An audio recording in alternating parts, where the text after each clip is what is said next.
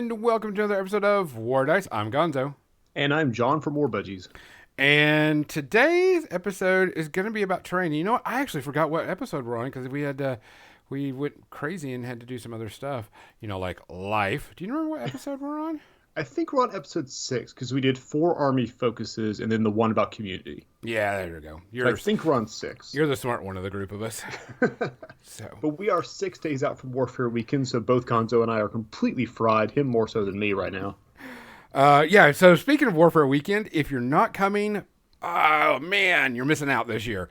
If you're not coming, we already miss you. Yeah, I mean, we've got so much cool stuff going on. Not only do we have the free play, the championship, the Jericho Reach conclusion, but we've got like a ton of terrain. And then, of course, you know, we all painted up, so it's really cool, which is what we're going to be talking about tonight, is the terrain. But, you know, Privateer Press is going to be out there, and they're going to be selling the Dust Starter Box, if you're into War Machine, which will be really cool. And when we say starter box, it's like the battle group, 2 jacks and a caster. And then, of course, we'll have tons of vendors, tons of games, you name it. A couple of other things are happening, but we can't talk about just yet, but we'll talk about them when we can. One thing we can talk about an hour ago, we're recording this on Friday, and about an hour ago, the War Machine app went live. Yeah. So go check that thing out. Yeah, if you're a War Machine player, make sure you go check it out, download it, and make sure that you go in there, and if you see something wrong, report it. Yes, there's a feedback button. There is a feedback button. Make sure you do that. It is necessary to get everything fixed. I mean, this is a lot of data that they have to input by hand, and so misspelling, keyed problems. I know that like this week they did a preview of it, and like one War Beast had an armor of 1, and then one War Beast had an armor of 51. So it sounds like someone stole someone else's armor is what it sounds like. Yeah. So there's some issues, but you know, for the most part, I mean, it works. I wish they would have had it where we could play games on it. We could do the damage tracking. But with Warfare Weekend coming up and everybody using that, I'm sure the feedback button would get slammed like crazy. Yeah, that would be a stress test nobody wants to deal with right now. Yeah, and you don't want to do that at, you know, Warfare Weekend. Just do printouts and go with it. Because, yes, there will be Mark IV events. I actually printed out specific terrain because hills are back, baby. What? Hills are back. And so we'll be there. So please, if you haven't bought a ticket or if you are coming to Warfare Weekend, make sure you say hi to both of us. Find us. I will be running over the entire convention. Just look for the guy with the spiked hair, a lot of tattoos, fat, and usually cargo shorts, and that's me. You do rock the cargo shorts, my man. I have to. I can't stand pants.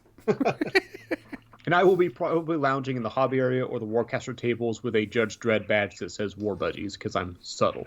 Just a little bit. But other than that, we should be having a good time. I can't wait to hang out and do some more stuff. Oh, you remember, what was it, when we did our AC discussion, I was really into that list that I built, and I said I was going to buy it. Yes, your 2 cadre list? Yeah, I bought it. You bought it. I bought it. So I'm a man of my word. I bought the entire list. I cannot wait to put it together and put it up and, you know, start playing with it. But what an absolute lad. Yeah, and I looked at the cost of that one and said, damn, I stuck my foot in my mouth because I really like this. But I did buy that list. It's going to pay off, though, man. It's going to pay off. I should get it at Warfare Weekend. I did a special order for it, so I'll take a picture and go, what the fuck did I do? Yeah. Because I actually have a really cool paint scheme I want to do with them, and it's pretty much based off of the paint scheme that they have, but I just really, really like it. I'll be in the background of that picture looking absolutely horrified. You're like, people were still messaging me going, damn it, Gonzo, do you hate people or what? And I'm like, sometimes, yeah. I don't hate people. I just want to win. No. People were giving me, I know Chris was giving me, people were just giving me a good ribbon. But, all right, so let's go ahead and get to this. Do you have any fluff for terrain? Because they always make you do fluff. Do you have any cool fluff for terrain? I don't have fluff for anything specific. I would encourage people to look through the Thousand Worlds book just because there's a ton of art in there that looks at worlds we haven't seen before. And there's some cool inspirational pictures there just of the kind of diverse scenery and battlefields you can set up. Because for me, at least, I'm a terrain addict. I love terrain, Yeah. and I love terrain mostly because it sets up that visual scene setting, like a set for a movie of what's going to happen. So it's completely narrative impulse, but I love terrain. Well, I mean, okay, so let's think about this. I mean, a lot of us play about the different games, or have. This isn't our first miniature game, and if you played the fantasy one, it's like here's a building, here's some trees, here's trenches, but this is a sci-fi world, so you can go really cool with it. Not that you couldn't put those in the fantasy, you just kind of would, let's kind of make some cool aesthetics, and you could make up some really cool stuff that I mean, like one of the things I saw someone do is they took styrofoam balls, shoved toothpicks in them, Yeah, and then glued them down to a template, and then like painted them green with red spikes. And I'm like, there you go, impassable terrain, done. perfect. I don't want to pass that. Yeah. So I mean, you can you can go wild with some of this stuff because you can go, hey, it's alien, it's sci-fi. I can get away with this. Yeah. I'm in the middle of filming the finale episode of Jericho Reach, and the board I have for that is a custom built one where there's like 4 layers of floating rocks, and I made it because why not? It's a sci-fi setting. Yeah. I mean, you could do, tons of stuff like that.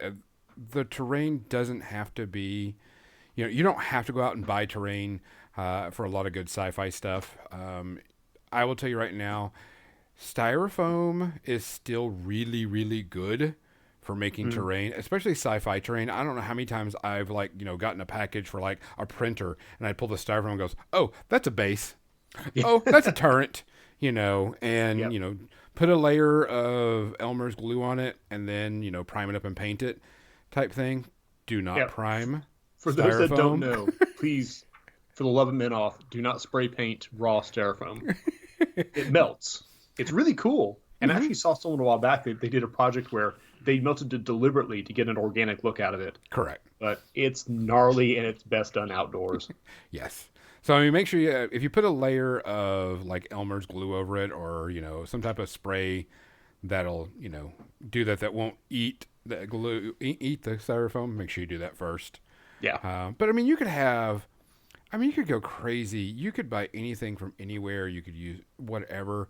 You're not really stuck. This is I think one of the best things about having a sci-fi game. You're not stuck of, medieval European settings type things. Right. It doesn't have to match anything. No. You could just say, hey, this is the planet of Jockey and everything's painted green and black and blue and purple. And do whatever you want. Type thing. Yep. But besides that, terrain in this game, I think, is the most important I've seen in a long time for any game, because Warcaster, you have to have terrain.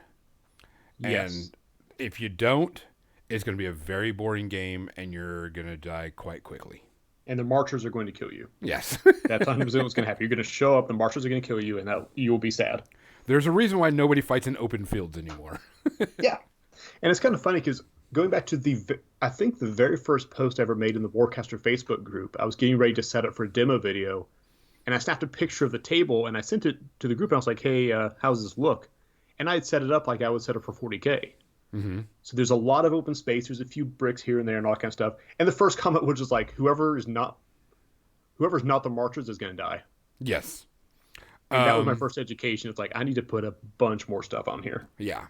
Line of sight is stupid important. I mean, we have a lot of ranged weapons, a lot of weapons that can shoot really far, especially marchers. And a lot of people can move and shoot really far. So line of sight blocking terrain is very important in this game. Yes. Beyond belief. Doesn't mean that you can't have lanes of fire. You just don't want an open field with lanes of fire. Right. You want to have buildings that are tall enough, walls that are tall enough, you name it. And my favorite way around that is to do a big centerpiece. Mm-hmm. Big in terrain, just so it blocks all corners of the board from the opposite corner. You have to go around something. Correct. And it just looks cool.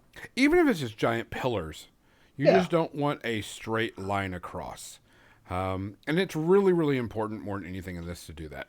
For anybody that's played any other games that have long range weapons and like they have the ability to, what is it, like an Overwatch shot. Hmm. I get to shoot when you move.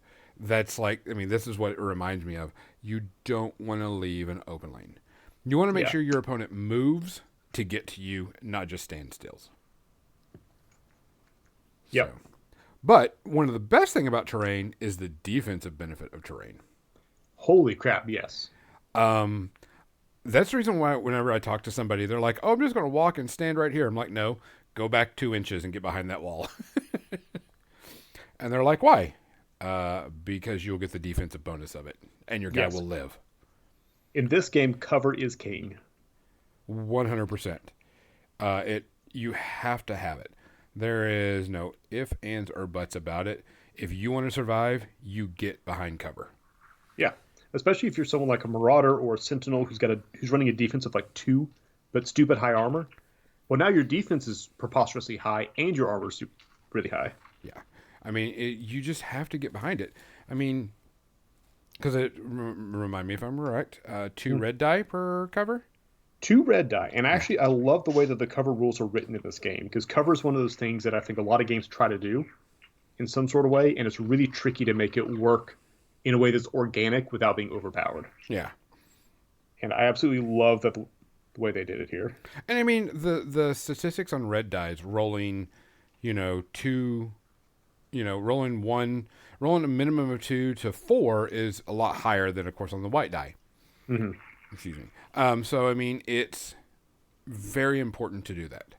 I don't know how many times I've walked up and sat behind a wall, and then somebody shoots at me, and I'm like, 2 red die plus whatever my defense is, and they're like, shit, I missed. I'm like, no, you hit the wall. Yeah. You didn't miss me. You hit the wall. So I think that's what's really, really, really important. The next big thing is what a lot of people aren't used to if they've been playing Privateer Press games, and a lot of other games, is elevation. Elevation. Having the high ground is a big deal. Correct.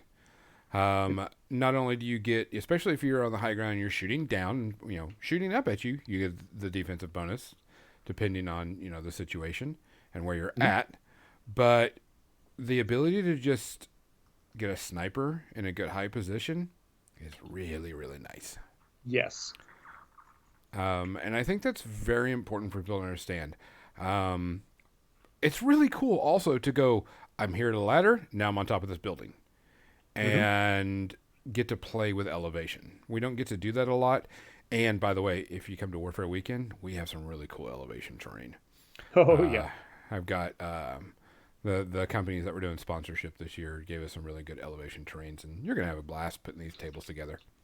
Are we allowed to say who it is? Oh yeah, we can say who it is. I don't have a problem with that. I mean, We have a ton of Tinker Turf. we have a ton of Tinker Turf. We also have a And ton of Death Ray Design Death Ray Designs, yeah. for those tables, and I'm talking.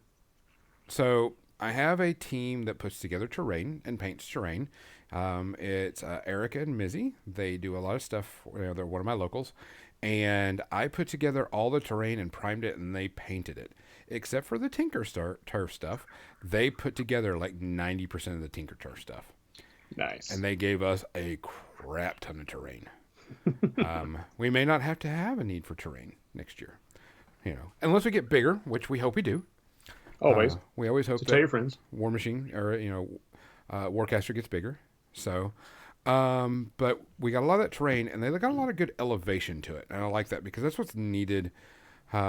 There's something about playing on a map and walking. Yeah, sure, you can walk on the ground, but when you can put a model on top of something and shoot down at somebody, you're like, yeah, that's kind of cool.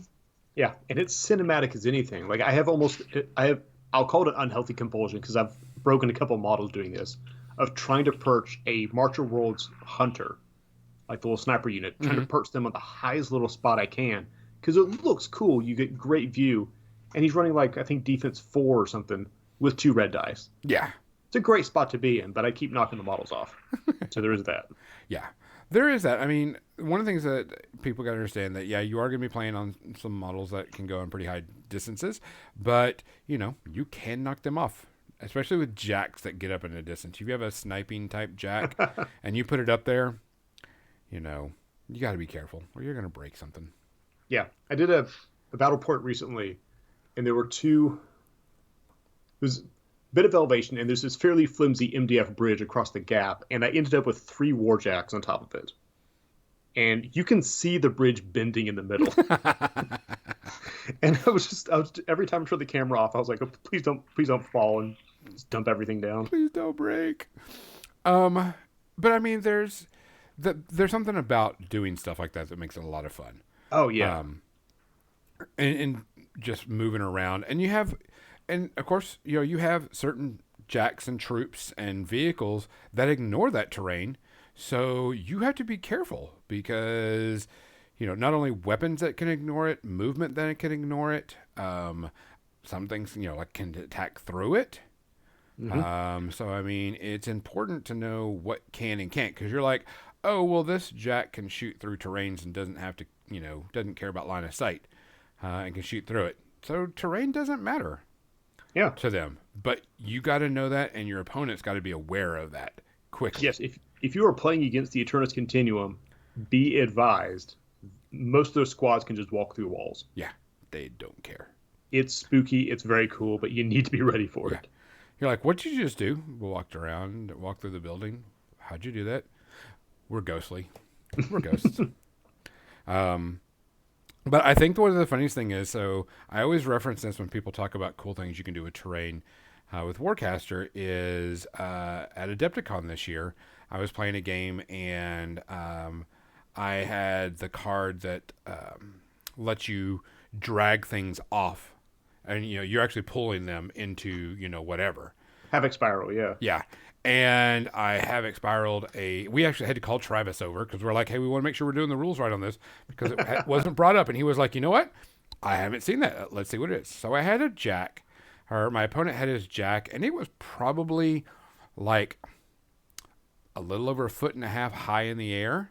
Oh, good Lord. And, I was like, I'm going to Havoc Spiral him. And he's like, so we're like, how does this work? Does he get to the edge and drop? Because there was a wall in front of me, in the way, and he was like, "Well, let me look." So we paused the clock, and we're waiting and such, and he goes, "Well, it says you drag at the distance and then you fall." So I go, "Okay, I'm going to drag at the distance and drop it right." So of course the jack got drug in the air and dropped right in front of me, and of course didn't land on the wall. Of course. So and of course it took damage from falling. But we brought it up. I was like, that's actually a very good tactics because you can't stand on the wall.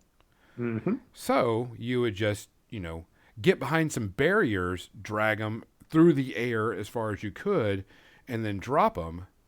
But he would still be on the other side of the wall, so he couldn't hit you or do whatever. Right. But that's something people have to think about when you're putting things up top. They have Havoc Spiral. Be careful. Or anybody has an ability that has a drag gun. Same thing. Because you will take fall damage. The Empyrean Sentinel that I have, I like to call him the yo-yo build. Because he's got his knockback cannon on his back, but on his arm he's got the gravitonic lash. So he hits someone, he can just do that Havoc Spiral thing for free, just yank him towards him. Yeah.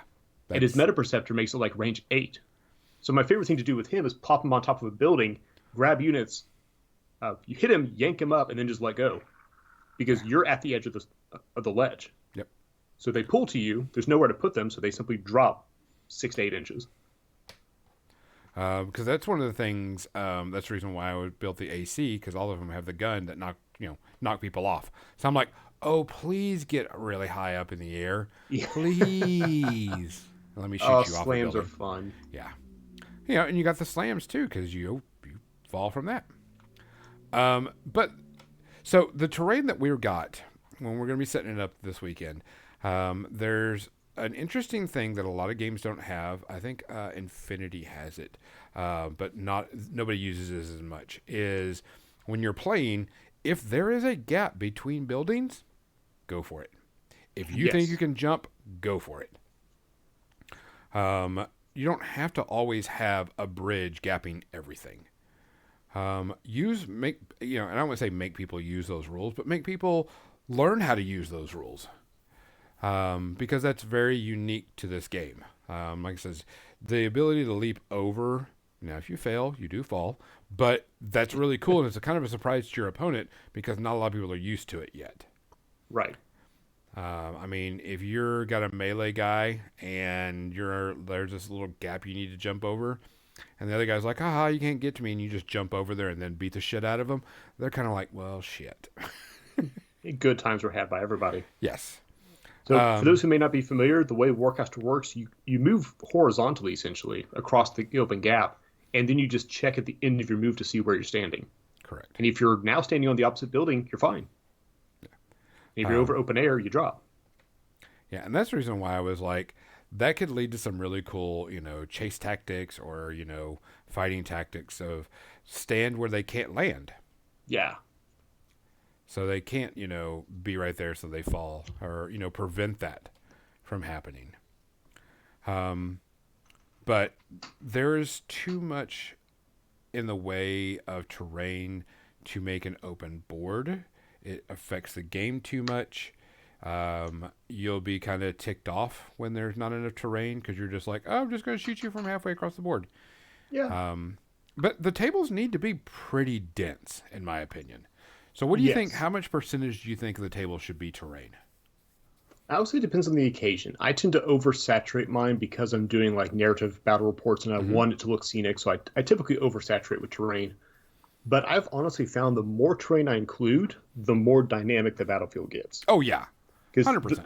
The problem I've had with some of the demo games you do like on the spot where you're just teaching the mechanics is it just turns into a tennis match. It's like, okay, you shoot, then you shoot, then you shoot, and there's nothing interesting about it. Yeah. But every piece of terrain you add in has now changed one unit's path to the next one and your line of sight shooting and who has cover and who doesn't. So every piece of terrain you can put onto the board, I'm sure there's like a practical maximum, but I don't know what it is. I would love to do like a cyberpunk board that's completely nothing but terrain. Yeah, do like a cityscape, like a Coruscant type terrain. Exactly. I would go nuts for that. So I don't know that there's a ceiling for it, but I don't care. Yeah. More Like, I mean, better. you don't, so there's a lot of pieces of terrain that have really tall, buildings that you can climb or whatever. And you don't have to be like that. I think so there's a piece of terrain that you're going to have, or a table that is a ruined, rusted city. I think it's by Death Ray Design. And it's a lot of small squat buildings, but it's a ton of those. So you could have like alleyways and, things blocking and stuff like that. But it's not going to be very tall. I mean, you could stack like one building on top of the other, but that would be about it. But you could, cut off lanes of fire by having a lot of terrain and having them bunched together. Not, enough so a jack can get through or just enough for a troop to get through. And see, things like that I think are interesting. Like have an alleyway where a 30 mil base will fit, but a 50 won't. Correct. And every time you do that, you're sort of changing the dynamics of how the game works and just in a really intuitive way. Yeah, because if you think about it, if it's just wide enough for a troop model, you got to put them in a Congo line. Uh-huh. And then you got to be worried that a spray attack's going to come. Spray attacks, yeah. But if it's not big enough for a jack, then you got to look at your opponent and go, does he have any jacks that can fly? Yes, Ascension Catalyst is one of my favorite cards for this reason. You can put jacks almost anywhere you want to. Yep. So there could be, especially like an objective gets in between like a small building, two small buildings, or something that you just got to stick and hold. That's a very good tactical advantage. Yeah. In my opinion. Sure, the troops are, within, a Congo line technically, but if your opponent doesn't have sprays and, you put two troops on or around that flag where it's, 1.5 to, one model wide, you can kind of set up a good defensive tactics on that. Yeah, no kidding. So, I mean, that's something to think about when you're building, your table. It's okay to have a lot of terrain because you have the tools to get around it. Not only do you have cards, you have flight models, and you have ladders. You can always put ladders on your terrain, so you can climb up and into it. So I'll actually, since we're on the subject of ladders, a somewhat controversial War Budgies house rule that I mention a lot because I do a lot of terrain with like modular stuff and rocks and cargo containers and stuff. I don't have a whole lot of ladders. So Okay. one of the standing house rules for War Budgies is everything's a ladder. Gotcha. If you stop at the edge of the cargo container, spin 2 inches, now you're on top of it. And I use that for all the terrain. And I don't know. Hop in the comments, guys. Let me know what you think about it. If that's a terrible idea, but it simplifies so much of trying to figure out how to get on top of terrain. Yeah. I mean, house rules, do whatever the hell you want. Nobody cares. You're having fun. When it comes to tournaments, you have to have a set, standard of, whatever. If you have a YouTube channel, people care. Trust me. Yeah. Well, you got to just go, hey, I'm house ruling this because it's cool. Yeah, exactly. The rule of cool is into effect. But if you're going, if you go to a tournament, you have to say this is a ladder, this is not a ladder, so on and so forth. That's just part of how it has to go. Right. But making ladders is quite easy. Mm-hmm. You got popsicle sticks, you've got ladders. Balsa wood, you've got ladders. And you could make it just a simple bendy straw. Because you could take bendy straws, bend them over, clip them to the height of the building, paint them, silver, and go, that's a ladder. See, what you do is you grab a hold of it, and the gravitational pull of the mechanical device on there sucks you up to it. Done. It's a ladder. You just got to make sure whoever's playing on the table that they know that that's a ladder. Yeah. So, I mean, and the ladder doesn't have to go all the way up to the top. You could just say, here's a ladder. Because there are some of the buildings that we have from Death Ray Design. I think one of them is like almost 2 foot tall. Beautiful. But the ladder only goes up like a few inches or whatever, something, So you go, that's a ladder. And it goes all the way to the top, type thing. So, which is cool. The table with that big building is kind of like a cyber city, cyberpunk type city. And all the terrain fits inside of the big building.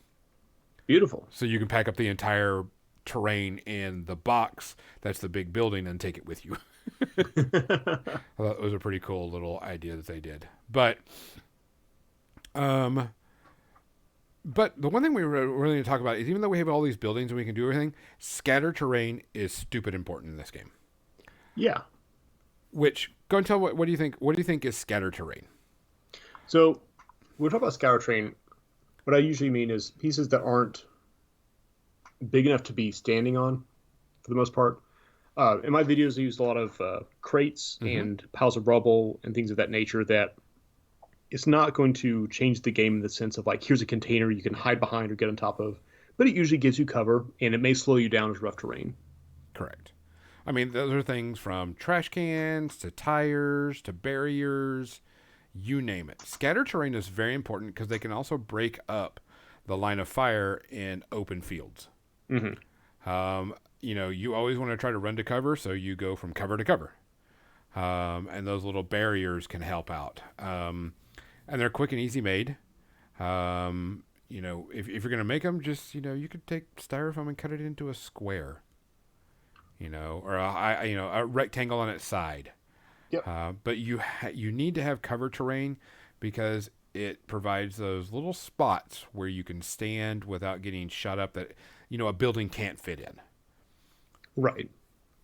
One of the things we have, I took a picture of it and posted it on the Warcaster page, was it's like 4 towers. The entire table is 4 towers, 2 like helipad type things, and a bunch of walkways. But they give you a crap ton of barriers and walls to put up. So they break up the ground part instead of having, you can be all on the top stuff, but walking underneath, it's just a bunch of towers. And so they gave you a bunch of scatter terrain walls to put everywhere, and you're solid. I mean, it breaks up enough. Most fighting is probably going to be done up on the buildings, but if you're underneath, you can use that stuff to, break up the terrain. Yep. It's also super helpful because in Warcaster, at least, rough terrain tends to slow you down a lot. And given the limited number of activations, like having to cross that terrain can be a major tactical choice. Correct. And, we keep on talking about city terrain and stuff like that. You can still have a natural forest, sci-fi out in the wilderness terrain. Oh yeah, It's still done. You don't have to have, all urban terrain. Like I said, you can make, giant styrofoam balls with toothpicks in them and make that impassable. Or, an alien world, an inhabited alien world, it's still a good terrain feature. It doesn't have to be urban. right. So Um, there's a lot of the episodes of Jericho Reach you have noticed are set in the jungle. mhm. Usually the ones involving the marchers. And I'll go and give you guys a pro tip because I get comments occasionally, emails are like, "Hey, that terrain's really cool. Like great work on that." That terrain is from PetSmart. Yep. It is aquarium terrain, and you can occasionally go in there and they'll have like a buy one get one half off, buy one get one free, whatever. I'll just go in there, pick up a couple of trees or a couple of rocks, and it's perfect. There's Yep. no prep whatsoever except for washing the thing, and cutting the tag off. Yep. It works a treat. Yeah. And that's the thing is, be careful because some of that aquarium training can be expensive. Oh yeah. But you can find that stuff, especially if you go to like garage sales and Hmm. people are selling that stuff.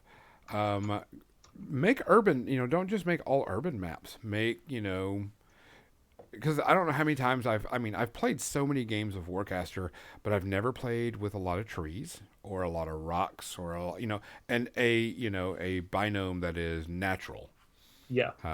which is still possible. You can do it. Just everybody likes to play, the urban because hey, it's Warcaster. It's sort of what people think of by default, I think, when they think sci-fi skirmish. Yes. It goes like, oh, you're fighting over a city. It's like but you can fight over anything you want. I really want to, for season 3 Jericho Reach, just to throw out a spoiler, there's going to be some weird battlefields out there. Yeah. And I want to do a couple that are literally on the water. Nice. I mean, um, you could do ruined landscapes, Hmm. and so just make a bunch of ruined buildings. Um, Provide some little bit of height to them and stuff, so you can break up. Because the object of the game of the terrain is to provide good defensive and offensive abilities, but without ruining the game. Yes. You don't want to have it where you can't move anywhere, but you always want to make sure it's a tactical advantage and disadvantage to your opponent, especially choosing sides or anything else. You want to make sure that when you place it, it's it's not just placed just because it's placed. You want it to be functional, and you want it to be either a hindrance to your opponent or a bonus to you, depending on where you're at. So, Uh, side note on that, I'm jumping on a quick tangent. So, when you set up for games, how do you do train setup? Do you do it with one player sets them up? Do you guys go back and forth? How do you handle that so it's if it's fair? just me and my friend, I usually have the table set up before we even get started. Okay. But I usually, so if I'm at my house or we're at a game store, I usually like to put one decent sized line of sight blocking terrain in the middle. Right. Just and that right there helps cut off a lot of things. And then I try to put a minimum of 4 more pieces of terrain, one in each quadrant. Good. That way, there's another thing there. And then I try to, if I have, ladders or I have planks or something for people to walk on, I try to connect some stuff. But I definitely put a ton of scattered terrain that people can hide behind. But usually, if I were to say it, one decent size in the middle, or like two smaller, two mid size Hmm. in the middle, so there's not just something big, and then a decent size in each quadrant, and then move it around and figure out where there's big holes and gaps with scattered terrain or smaller buildings. Nice. So really, it's really roughly like 5 decent sized pieces, and then smaller pieces scattered throughout. Gotcha. Because and something we always got to think about when we're talking about falling models, you got to also make sure that you can put your measuring sticks and be able to move it and stuff. So if your opponent is trying to measure underneath a building or underneath a walkway, help them out. I mean, Yes. it's annoying to be like, all right, I'm gonna lay the stick down, and I got to reach over there, and you've got to it's like you're playing Twister, trying to get your model where it needs to be, because you're weaving your arm around and up and in, and to get where it needs to go. Yeah. Just like, Left here hand you through go. Warjack. Yeah. That's how it goes. But I mean, just you're playing a game, just help them out. Yeah. Type thing. But like I says, I really think Warcaster terrain needs to be very dense in terrain. Not only because you don't want to get killed by the marchers in the first round, but you want to be able to have some good eye-appealing games, Yes. which I will tell you right now, that's one of the things that some people are like. They're like, I want to play a game that looks good and fun to play. Yeah, that's where I'm at 100%. Yeah. And it's also, like I said, it's always fun to play on terrain dense games that are functional. Yeah. You got to also say, like, okay, this terrain here, you can't stand on this because you literally can't stand on it. It's completely impassable terrain. Yeah. But going to like a tournament, something that you need to do when you get there is, before you put tables down, before you look at lists, before you do anything, you look at your opponent and goes, let's talk about this table. What can we climb on? What can we not climb on? What is this? Is this a barrier? Is this, no, someone left their freaking Dr. Pepper on the table, That counts as cover. That counts as cover, whatever. But I mean, go over your table terrain, because, like, oh, what is this big styrofoam ball? I'm going to say it's impassable. I agree. Let's make it impassable. Yeah. And just having that short conversation saves you so much heartache in the moment when you're trying to do something cool, and your opponent's like, you can't pass that. Yeah. You're like, well, I thought I could. Well, Yeah. You need to talk about terrain. And that's always good to do, even if you're friends. But I mean, it's very important at a tournament, go and look at the table and go, all right, I can see that this is impassable. You agree? And if you don't agree, just call a judge over. Mm-hmm. Judge, what is this? It's a boulder. You can't move past it. Can't move through it. Unless you have the ability. Unless you have the ability in your AC and you can move past it. Unless you're AC and you don't care about walls, yeah. You're like, you don't give a damn. But I think that's very important also, that people need to realize that they need to do. You know what? I think that almost covers every bit of it. Can you think of any other cool things you can think about terrain? Not much. There were a couple of terrain questions that popped up in the Discord chat today, actually. But I think we covered most of them. Okay. The one that I thought was interesting, I want to get your thoughts on, was does terrain tend to benefit one army or play style over another? And I have thoughts on this, but before I go into my rant, let me run it by you. I think not having terrain, of course, benefits like marchers. And of course, AC gets to ignore it. So it's really up to the player. And it's also up to the play style, because I know a lot of people that like to play very little ranged in Warcaster. They would rather have a bunch of melee fighting, which can be an issue, but you got to make sure and be prepared for that. So marchers and AC can ignore some terrain. I should say marchers, if you have open fields, is beneficial to them. AC get to ignore certain terrain features. Of course, all flying units get to do that. So, for the most purpose. So I think it just depends. I mean, I know, like, ISA, my primary, and, I have to play around the terrain. Yeah. I don't have enough flyers. I don't have anything to do that. So I have to play around the terrain. And we do have some fun tricks, like the Harbinger cannon ignores line of sight and cover. Correct. There's some, but it's not like AC that just like, hey, my entire army just walks through all the walls and surprise, motherfucker, type thing. But I think it really depends. Yeah, if you're playing against an AC player, don't count on that building saving you. Right. And I kind of like that, because it gives them that spooky kind of a ghost feel. Yeah. But in general, like, if there's a bunch of terrain, if you're a shooty army, you're going to have a hard time drawing line of sight to anyone. But if you're a melee army, you now have to charge through this maze to get where you're going. Yes. So I kind of look at, I don't think there's any particular play style that it benefits. It's kind of an equalizer almost. Correct. And that's also that's why it's important. Once you figure out what everything is, you stop and you go, okay, now to roll for sides and go first type thing. Shit, I need to go first because I'm mostly melee, and I have to get in position before he sets up and shoots me off the board. Exactly. Or you're like, oh, I'm a shooting army. Maybe I want to go first so I can set up and set lanes of fire because he's going to be melee, and I can set up and get where I need to be. So, and terrain should make you make that choice.